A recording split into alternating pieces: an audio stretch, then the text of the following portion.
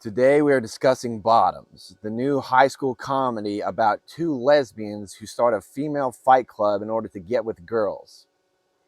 Pardon? That's what the movie's about, Oh, okay. generally. You created a fight club to get some coochie. You don't even know how to work that thing. It's kind of a sort of wacky, absurdist high school comedy. You've seen these movies before, but not quite like this, because this is kind of absolutely insane and exaggerated to the nth degree in a way that I thought was delightful. Me too. I really like this movie. I knew I would just because Emma Seligman and Rachel Sennott joined forces for Shiva Baby a couple years ago. That movie's like 75 minutes and it's funny and it's uncomfortable and it's weird. This movie is like the daughter of Heathers. Up front, it establishes this tone and it's like, this is the movie we're making, and it never lets up. I really ate it up. Yeah, the characters are all talking crazy talk like a normal high school comedy. However, you know, the teachers are also talking very insane, and Could the ugly, untalented gays please report to the principal's office? as opposed to having to pretend like it's a high school movie where you have to be realistic at all. They do not care about any of that in this movie, which makes it, I think, super funny because it's all hyper exaggerated, where like the football team is the only thing that matters in the school. Pieces of that in other movies, but this is to the extreme where all the posters are absolutely insane, saying super crass things to get you to go to the big football game. And the star quarterback is played up to a hilarious degree. He's played up really effeminately, which makes it super funny that everybody's like, this guy's tough as hell and he's like super strong and everything. He's practically like a local celebrity, or at least he's a celebrity within the world of this school. And he just goes by Jeff.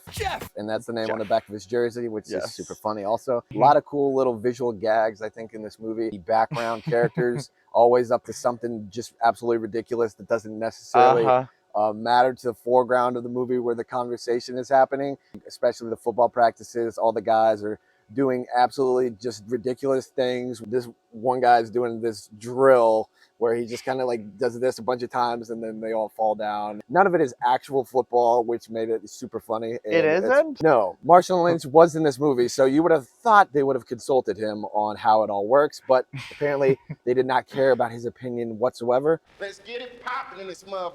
He is also fantastic in this movie, mentioning that. Delightful. I think this is probably his first movie. He's been in appearances on The League. He's been on some Conan remotes, and he's also been on the show called Murderville, which is a heavily improvised show. And you can tell that a lot of Marshawn Lynch's lines in this movie are just him riffing, and they're really funny. It just seems like everybody had a really good time making this movie. You just have fun watching it because you know that they enjoyed making the movie. Exactly. I could watch a bunch of these. The plot of the movie, as ludicrous as it is, it's just an excuse for everybody to do wacky shit.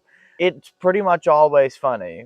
Yes. Every performer in this movie was really going for it in a way that matched the insanity of what was going on. And like, there's like dramatic moments in this movie. Nobody is taking this seriously, but like, it feels like a parody even. There's like the third act.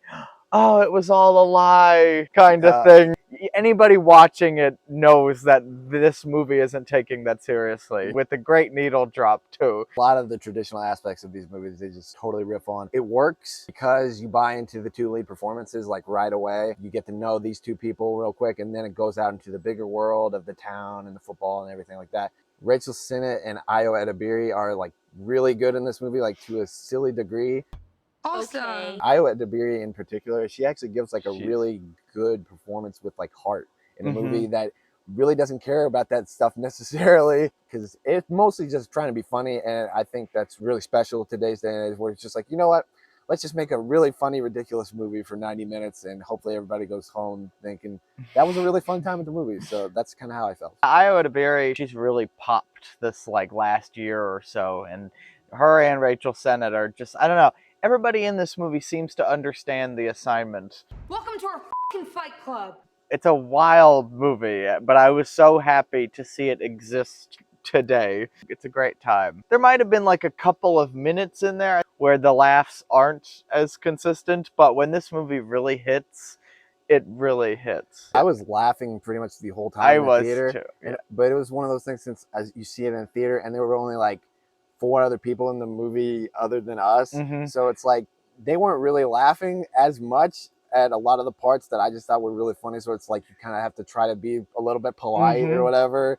In the back of your mind, you're like, am I allowed to just lose my shit throughout this movie because I think it's like really funny? I did that because it was hard not to, but yeah, I mean, but every now and then you hear other people join in on some of the laughs. But yeah, I hopefully they enjoyed it as much as we did. But I hope so who too. knows? I mean, this movie should be a big hit. I don't know how certain movies just fly under the radar these days. This movie should be big. It should be a slam dunk because I thought it was. I want more of this. For my money, this is the funniest movie of the year. Mhm. Yeah, I mean, I did really like No Hard Feelings, but I think this one just kind of cranked it up to another notch where they just didn't really care about even plot elements because all the plot elements are just absolutely wacky. There's one element that involves pineapple juice as a crucial element of the climax.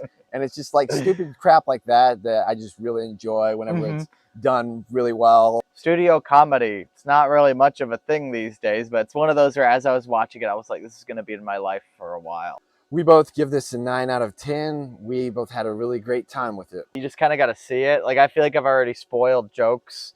And yeah, but I mean, I think they're just like out of context details. You got to see it for yourself. I don't think you'll regret it. It's good. So nerd, I f***ed your mom. If you checked out Bottoms, let us know what you thought. If you haven't, be on the lookout for it if you're interested.